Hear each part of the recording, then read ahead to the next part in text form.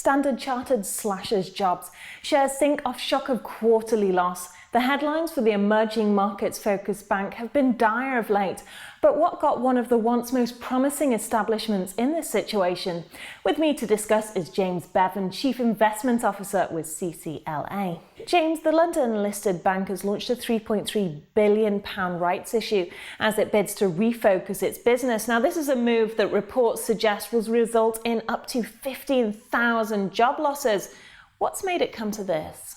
The bank took a significant bet that emerging economies would grow fast and they would be able to make a lot of money for their shareholders. And as we all know, emerging markets and commodities have both had a very difficult time. This has caused real problems for the bank. So would you say it is as gloomy as it sounds? 3.3 billion is a lot of money, or do you think this is the tonic that will really get the bank working again? Well, I'd say two things. First of all, this is absolutely necessary. So it is quite correct to say the Standard Chartered put their hand up and said, look, guys, sorry, we've got it wrong. We have some problems. We are going to have more capital. We are going to significantly reduce our risk-weighted assets. They're cutting about a third of their asset book as part of the reorganisation of the banks. They are equally refocusing on wealth management away from the corporate sector. They're cutting their annual cost bill, but they are crucially positioning themselves for long-term growth. So I would say this is the start of a long journey, but a journey that should ultimately deliver the goods. Standard shares have more than halved over 3 years as the bank's strategy of continuing to expand aggressively after the financial crisis backfired.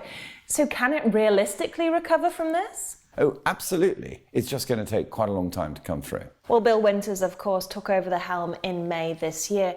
Now, how do you think his leadership has been, and how does it compare to the former CEOs? I think he is an extraordinarily competent leader.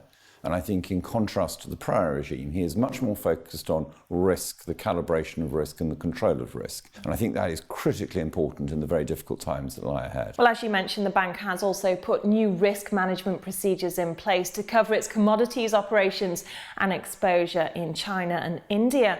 What sort of things have they done?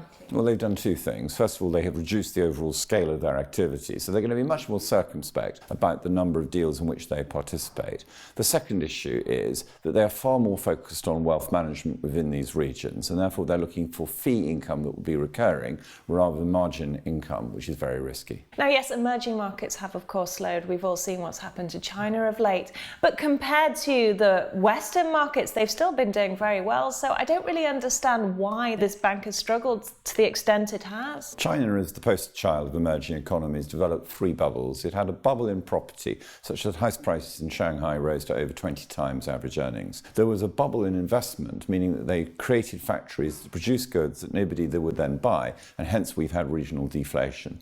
And the third issue is that there was a big bubble in credit. People borrowed a lot, and now we have bad debts coming through, and this has undermined the progress of the banks. And do Standard Chartered's bad loans reveal cracks in other Asian economies? I think that the global banking system went on a big binge, and now we're facing the long aftermath that really should have come home to roost quite soon after the global financial crisis, but of course was deferred by central banks providing ample liquidity, very low interest rates, and indeed rescue packages for many of the banks. So where would you say are the trouble spots? Well, most of the economies that are associated with China are facing a very difficult downturn. And this in part relates to the reality that we have deflation in many finished goods markets. Well, obviously, with every situation, there are the winners and the losers. So with the demise, if you can say that, of Standard Chartered, who's the winners out of this? I wouldn't say that Standard Chartered is out for the count.